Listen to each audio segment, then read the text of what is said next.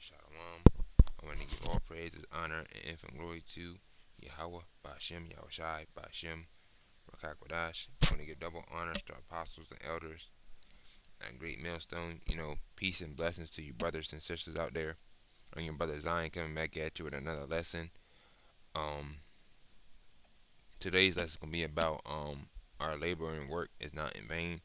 I had gotten this from my brother I'm subscribed to on here. Um, and in this truth, uh, most brothers are called to be teachers, and some brothers are not. But still, regardless, whatever you're doing, um, to help the truth, help the Lord really, help the truth. That's a labor and work, whether you're supporting the prophets or not or whatever. Doing these videos and tuning in on live streams, fellowshipping with brothers and stuff, um, um, etc. You know, help helping brothers get scriptures they don't know and stuff. Um, that contributes to the labor and work. You know, 'cause ultimately, most people think most people think we're just doing this for no reason. It's a reason for doing it. You know what I'm saying? Because ultimately, um, if the Lord put it on your spirit that you should teach, then you should teach. But it's a reward that comes with it. I'm getting all these notifications. It's a reward that comes with it. You know, and basically, um, you warning the people and all this other stuff. That's labor and work. Because ultimately you got to deal with non-believers and scoffers and degenerates and niggas and all this other stuff that might have something to say or what they might think is true or what they might think is right, you know, and what we think is right, or we not what we think is right. What is right according to the scriptures is totally different. You know what I mean? So what you could be on the street um teaching and doing videos and somebody might comment, well, I heard this and that. Well, that's different compared to what the actual scriptures say. You know what I mean? So I'm gonna get into it about our labor and work is not in vain. We're just not up here just doing it for no reason. We're doing it for a good reason. You know, this is First Corinthians 15:50. Now this I say, brethren, that flesh and blood cannot inherit the kingdom of God, neither doth corruption inherit incorruption. So this is well, this is talking about the Israelites will get a new body, will get spiritual bodies, because the bodies we got right now are mortal bodies, meaning that we can die and get injured and all this other stuff. You know what I'm saying? Even though this is kind of a little bit off topic, but I just figured I would read it anyway, cause all the scriptures hold weight. You know what I mean? But I read this because we're trying to make it to the new spiritual bodies, or you know what I mean. So I figure in order to get that, you have to do work. Just like in order for you to get a new car, you have to go to work. You know, in order to have a new pair of shoes, you gotta go to work for it, right? So that's the same thing applies to the kingdom of heaven. You gotta go to work. You know what I'm saying? You know, you gotta put in labor or some type of effort to achieve it. So, anyways, this is verse 51. Behold, I shew you a mystery. We shall not all sleep, but we shall all be changed, and shall not all sleep. The majority of the prophets in these times will not die, because in the past times, the prophets that would prophesy and stuff like that. Back in ancient times, they didn't have YouTube and all this other stuff. They strictly, you know, they were outside preaching to the world like at all times, because they ain't had no iPhones and none of this stuff that we got now. Because ultimately, the Lord created the internet anyway. But you know, but back then, how they taught was there was gathered all together, whether it be one or three or four more people, and they would have their little garments on, and they would prophesy. to in a chief place of concourse. Meaning like a strip, not a strip mall, but like a area where it's a lot of people that shop in um a area that's, where there's a lot of people at. Where all people come at. You know what I'm saying? Like a mall. Um, well, basically where there's a lot of activity. Like right now, where I live at, if I go around the corner, I go about 5 minutes out away from my house, 5 10 minutes out away from my house. Uh, when I even that, I say about 5 minutes out away from my house. I live in an area where it's a cheap place of concourse. It's people doing any and everything, getting their car worked on, buying clothes, getting drip. You know what I'm saying? Like Jake say, getting drip. Um, what else? Uh, getting new pair of shoes. That's the same thing as clothes. Um, any old thing. It's a cheap place of concourse. And so let me turn this on, 'cause I'm getting tired of all these notifications popping up. And basically, um, a lot of traffic. A lot of businesses and stuff. That's the chief place of concourse. I'm gonna bring it up later. Here in a few. But mine is Salakia, my bad one. But yeah.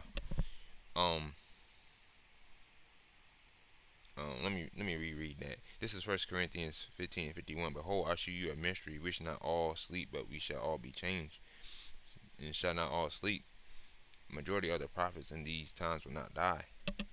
So in those times back then, they prophesied in areas like I said, chief place of concourse and stuff, and ultimately, they had people trying to kill them and stuff, which they did. Some end up dying eventually, and all type of stuff. But in this time frame, majority of the prophets in these times will not die. You know what I'm saying? Because ultimately, this is our last captivity, and you know, cause we've been in like what 7 captivities, and this is our last one. You know that we got to go through ultimately, because Jake is hard headed. You can't even tell. You can't even so much as tell Jake stop smoking weed, and he be ready to fight. You know what I'm saying? Anyways, well, let me continue on with the lesson. But this is verse 52. In the moment, in the twinkling of an eye, at the last trump, for the trump shall sound, and the dead shall be raised incorruptible, and we shall be changed. And the last trump, same as the seventh trump spoken of in the book of Revelation, represent the time of destruction, aka the nuclear, or i.e. the nuclear missiles.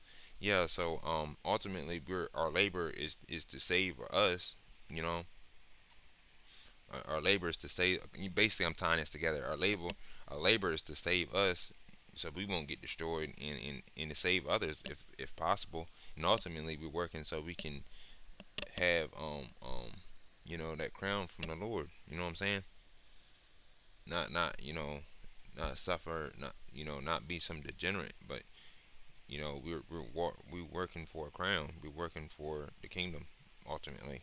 So that's why labor and work is not in vain. You know, if you in the know, you'll understand totally what I'm saying. But this is verse 53. For this corruptible must put on incorruption, and this mortal must put on immortality. Verse 54. So when this corruptible shall have put on Salakia have put on incorruption, and this mortal shall have put on immortality, then shall be brought to pass the saying that is written, death is swallowed up in victory. And this is verse 55. O death, where is thy sting? O grave, where is thy victory? Alright, this is verse 56. The sting of death is sin, and then the strength of sin is the law. Alright, this is now this is important, but all of it's important, but this is the really important part. This is First Corinthians 15:57. But but thanks be to God, which giveth us the victory through our Lord Yahushua Hamashiach.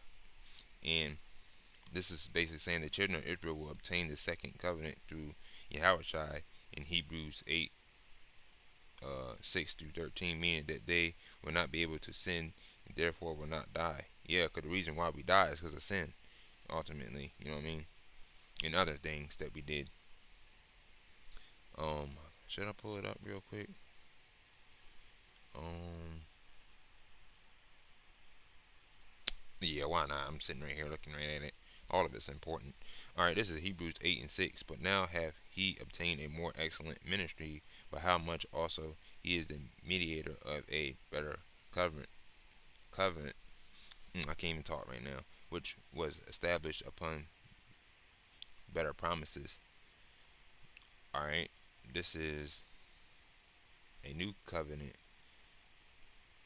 So there we go. I finally said I couldn't say it. The first time.